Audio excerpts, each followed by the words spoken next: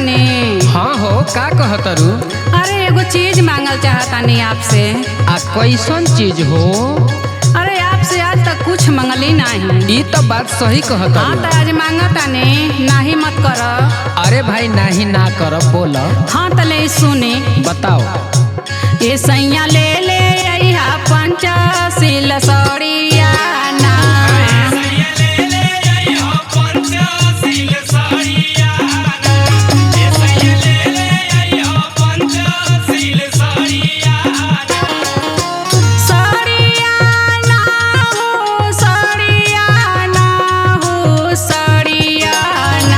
साड़ी पहिर के जाई पढ़ावे आंगन बड़िया ना।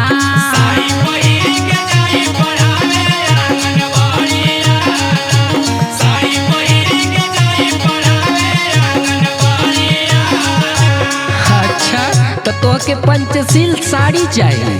हाँ जी, हमके पंचशील साड़ी चाहिए। हाँ तो ये महीना के पगार अब नइखे मिलल, मिल जाए तो तोहके साड़ी जरूर पहिराए। अच्छा राख धीरज मन में पूरा कर बयार माना।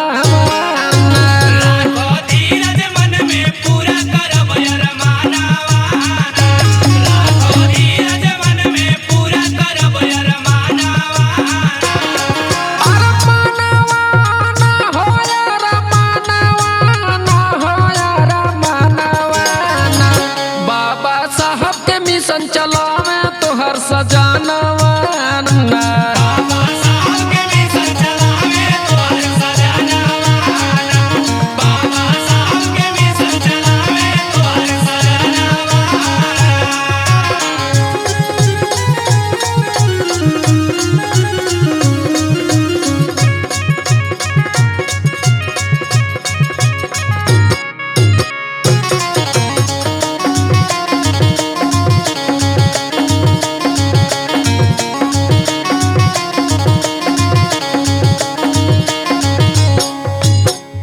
कहो कोनो मेहरारू काला साड़ी मांगेले, कोनो पीली मांगेले, कोनो हरा मांगेले, आ कोनो लाल मांगेले।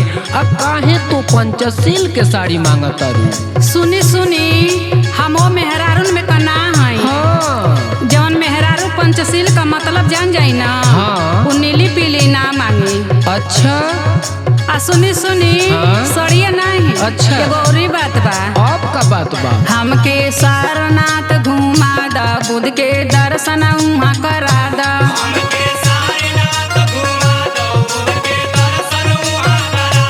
हमके सारनाथ घुमा दा, बुध के दर्शन उहाँ करा दा।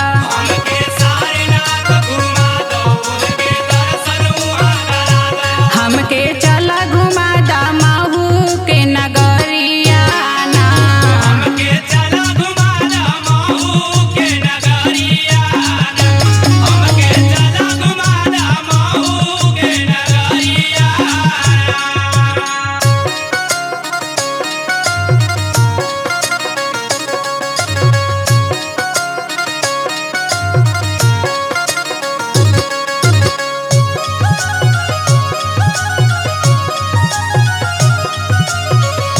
ए हो सुन तड़ू, काजी हमहू कुछ करावल चाहतनी। का कराए जी?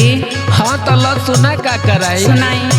हम तो भीम चर्चा करवाई, तो पंचशील साड़ी दुगो मंगवाई। ए हो हम तो भीम चर्चा करवाई, पंचशील साड़ी दुगो मंगवाई।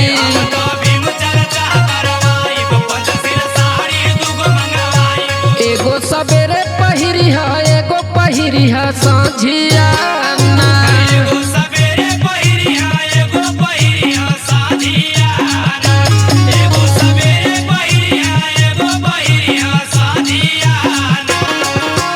ये सैया ले ले अइहा पंचशील सड़िया ना। राख धीरज मन में पूरा कर बयार माना। ये सैया ले ले अइहा पंचशील सड़िया ना। राख धीरज मन में पूरा कर बयार